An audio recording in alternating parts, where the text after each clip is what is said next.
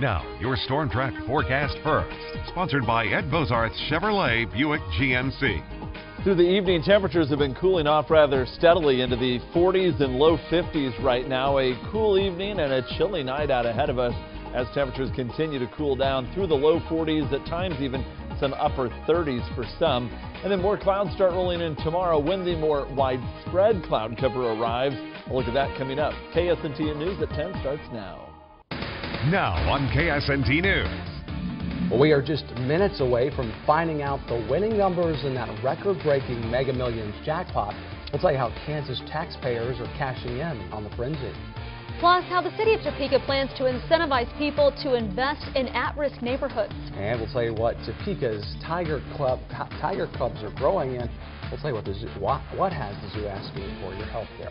Well, good evening to you. Thank you for joining us tonight. I'm Jace Mills. And I'm Brooke Lennington. We are just minutes away from learning who won a record-breaking Mega Millions jackpot. And many people in Northeast Kansas are hoping it's them. The big jackpot would mean a big payout also for the state. KSNT News reporter Hannah Brandt is live in West Topeka to explain why. Hannah? Brooke and Jace, people have been at gas stations and convenience stores all day long buying those Mega Millions lottery tickets. And Kansas lottery officials tell me that today was so busy that at one point they were selling over $6,000 in tickets per minute. With more than $1.5 billion on the line, many people are hoping to cash in on the big payout. Kansas lottery officials even set up a drive-through station to make it easier for people to buy tickets. Many of the people who stopped by say they're already thinking about what they'd do if they won. Probably get me a new car. Pay off bills, get ahead, help people out. Probably start up a couple businesses, one being probably a non-profit. I'm a huge animal lover, and probably buy some land and have a bunch of animals to rescue. Kansas Lottery spokesperson Sally Lunsford says it's not just the ticket holder that would benefit from a local win. She says it would be really good for the state of Kansas as well. $45.25 million if we hit that Mega Millions jackpot. That would just be in the state income withholding taxes. So that'd be a nice little windfall for the state. And even if a Kansan doesn't win this time, the state still makes money from taxes on the ticket purchases. And that gets put back into the community as well. It's definitely a win-win, because even if you have a non-winning ticket, you are creating money for economic development and other programs. Kansas is one of just 7 states where those lottery winners are allowed to remain anonymous. And pretty much everyone I talked to today said that if they won the lottery, they'd do just that. Live in West Topeka, Hannah Brandt, KSNT News. All right, Hannah, thank you very much. And I do plan to stay anonymous, just so everyone knows. But It's not completely unheard of, though, for a Kansan to take home a jackpot. The last person from Kansas to win the Mega Millions was in 2012. The person was from Johnson County. They won $50 million, but they did choose to remain anonymous. And I think, as we can say, we can obviously understand so why. And that's a pretty major accomplishment, though, because according to statistics, the chance of winning a prize this big is more than 1 in a million. In fact, research shows the odds of hitting the jackpot are actually more than 1 in 300 million. That surpasses your odds of getting struck by lightning or getting attacked by a shark. Lottery officials say the low odds encourage people to buy more tickets, when in turn drives up the jackpot. Now, once the winning numbers are chosen, we'll give you those to you a little bit later on in the show. You better believe we'll be watching those. Now, the show, you can also keep your eye on KSNT.com and our mobile app. We'll also be posting the numbers there.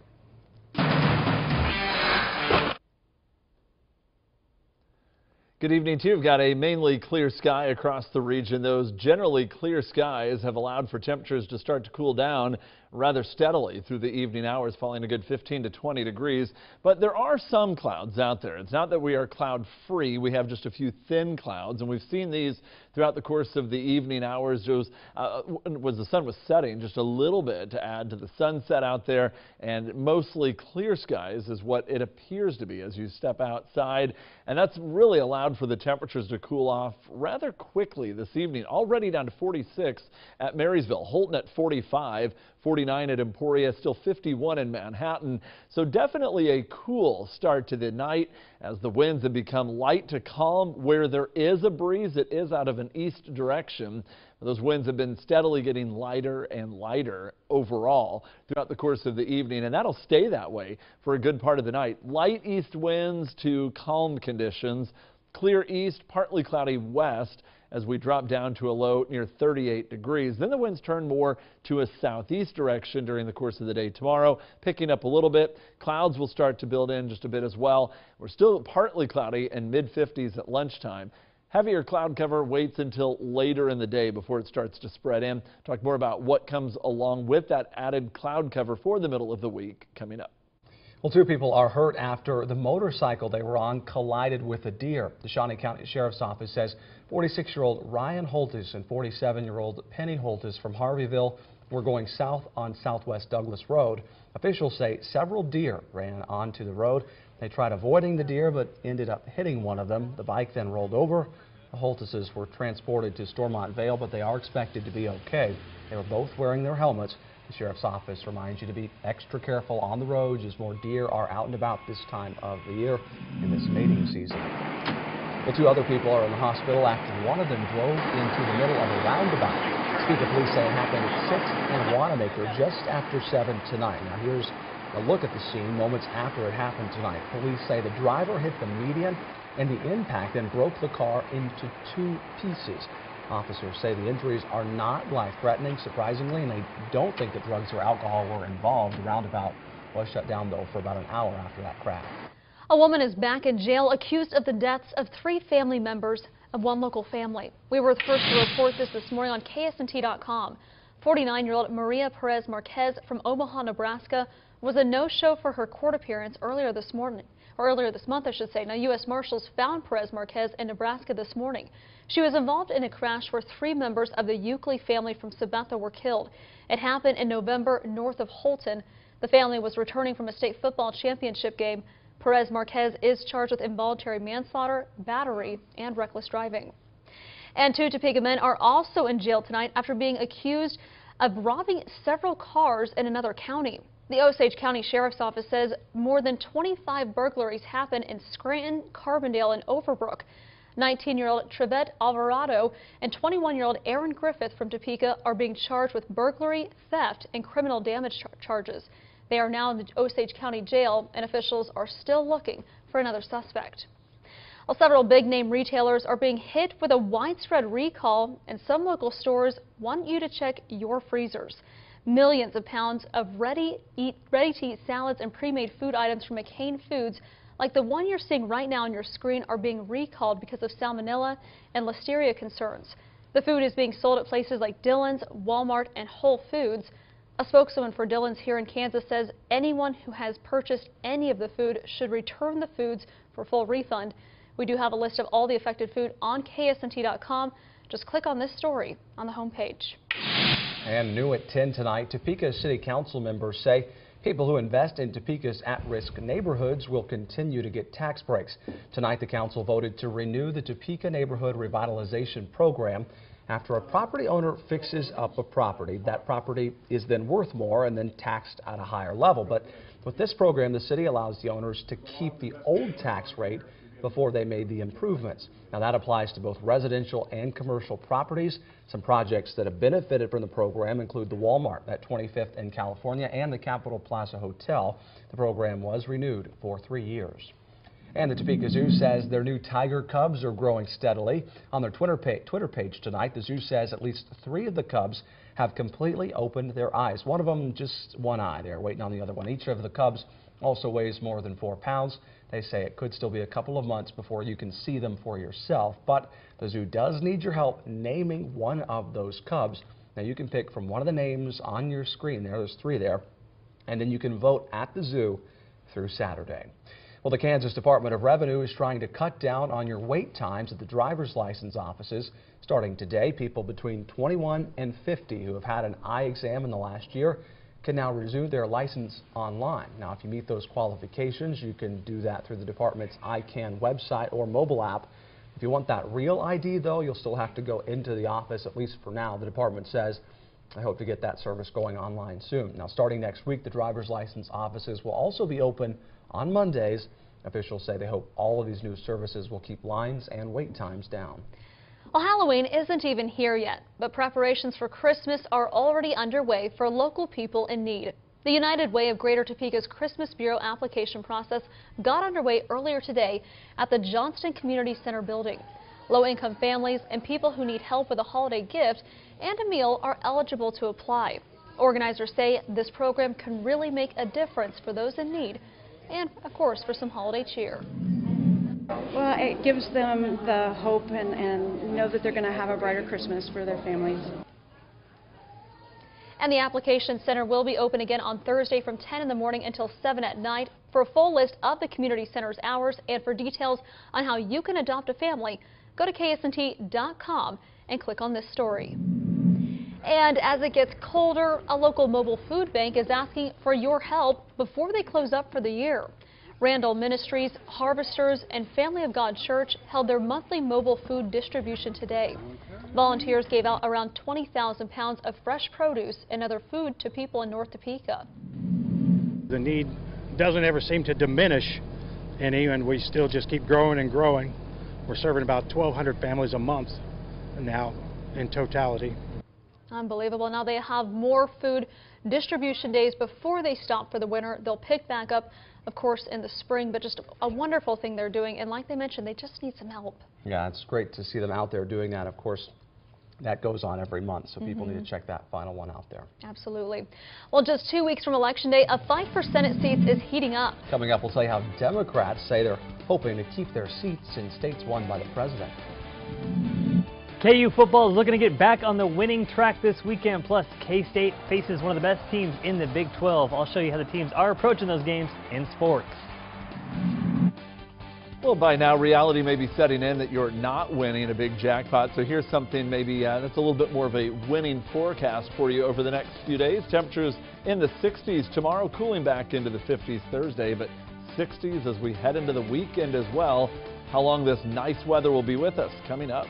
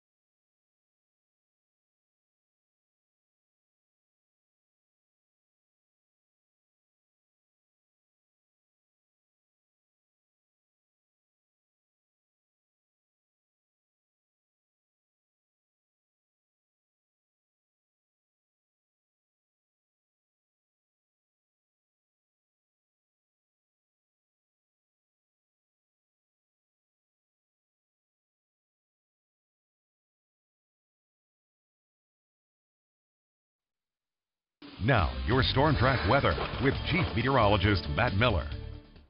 A clear to partly cloudy sky tonight. Those passing clouds most likely over the western half of the area toward morning. More clouds overall tomorrow, especially as we head into the afternoon and evening hours.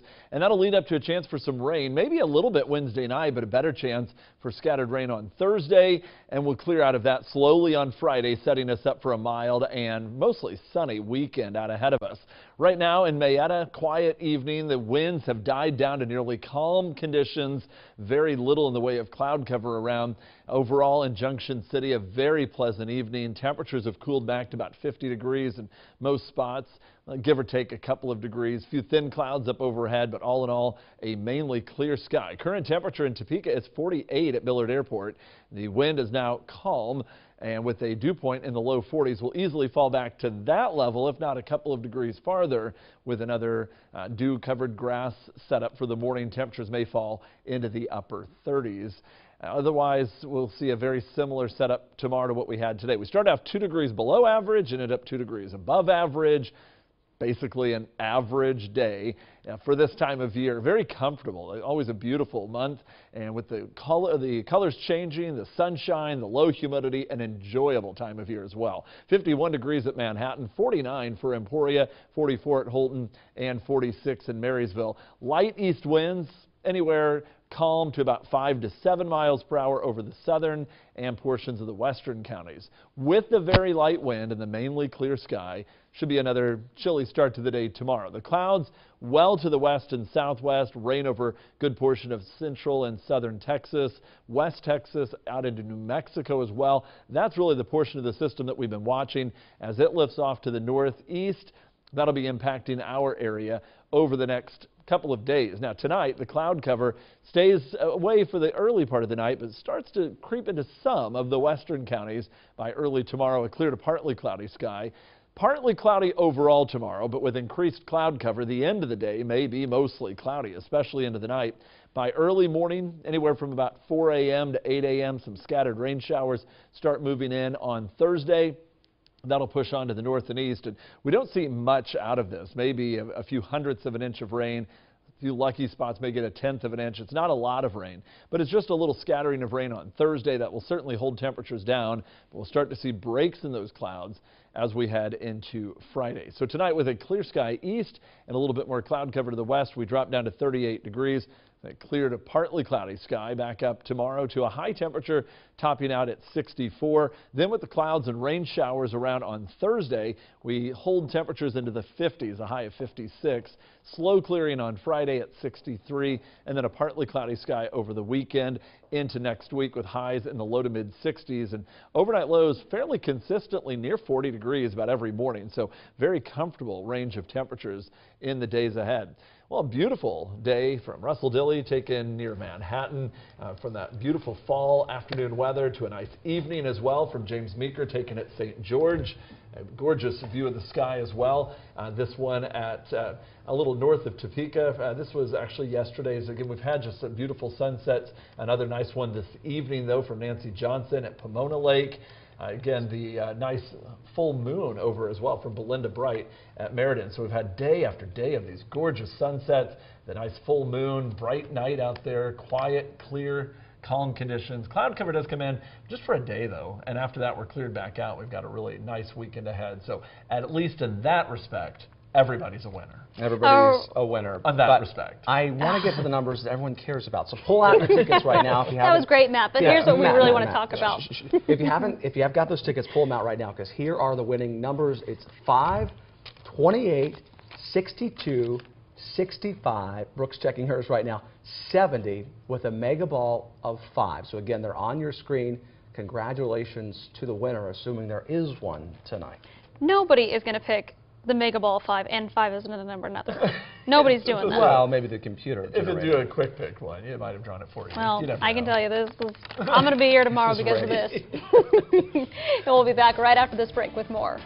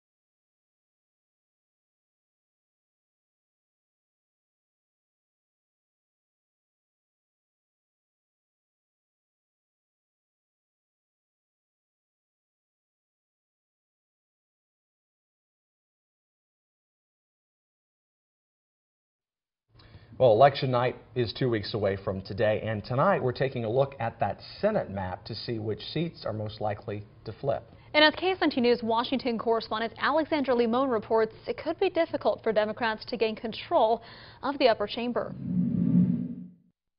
Republicans are focusing not just on holding their 2-seat majority in the Senate, but on gaining seats in the upper chamber.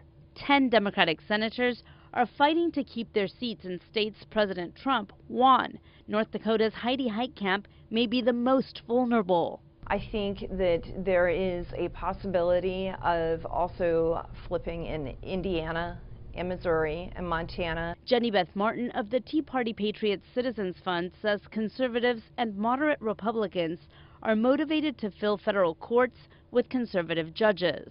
All of them together want to make sure that President Trump's nominees to the courts are actually confirmed. Senator Heitkamp voted against U.S. Supreme Court Justice Brett Kavanaugh's nomination and against the Republican tax plan. But Democratic strategist Tim Hogan says that's not a bad thing. Ensuring that Social Security and Medicare are protected, that tax cuts aren't being given to the wealthiest Americans and endangering those programs. Healthcare is also a top issue for Democrats hoping to flip Republican Senate seats.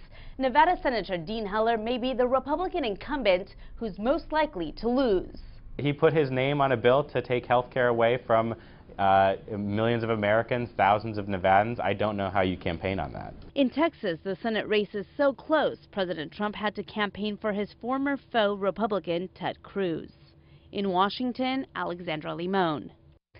K-State football is well rested after their bye week. Sully Ingalls tells us how they're feeling going into a big game on the road this Saturday. That's up next in sports.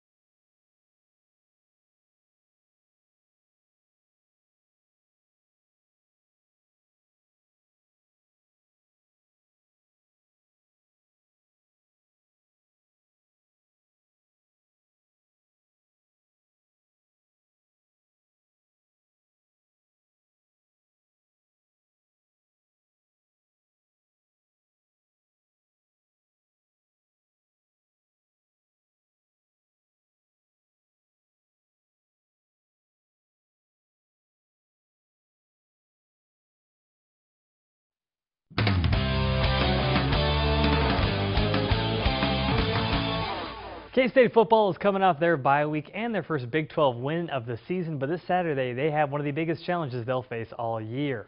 The Wildcats will be on the road at Oklahoma, the number 8 team in the nation. K-State is a big underdog going in this one. We're talking under 23 points. But with that extra rest from the bye and a good feeling after that win, they seemed confident when they met with the media today. I think they're beyond it right now. I think, after the ball game, obviously they were highly excited, and that carried through over the weekend and into the first part of the week. But I think that's beyond them. I think that just adds, a little more motivation. That we know we're going in underdogs. Everybody thinks that we are underdogs in this situation, and so that just influences our preparation even more. Personally, I know it pushes me just a little bit harder to try and improve as best I can and get myself in a position to where I'm ready to go for Saturday. K-State has had success in Norman, though, including a win in 2014 when both teams were ranked. They kick off at 2:30 on Saturday. Now KU football is coming off another loss last week to Texas Tech, but they'll have a chance to get back on the winning track this Saturday against TCU. Coach David Beatty took over the play calling after firing their offensive coordinator in their bye week, but the offense still hasn't reached the level that they think they're capable of. Here's Beatty on the matchup this week with the Horned Frogs and head coach Gary Patterson.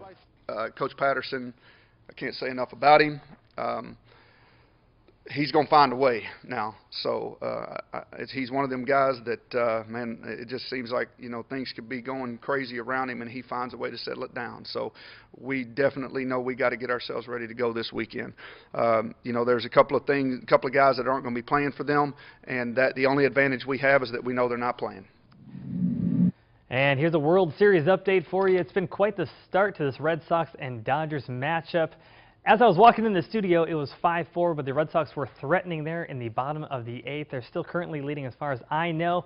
Neither starting pitcher made it out of the 5th inning. Both Chris Sale and Clayton Kershaw got roughed up by those offenses, but both teams have had plenty of opportunities to score some runs, and they'll play again tomorrow night for Game 2.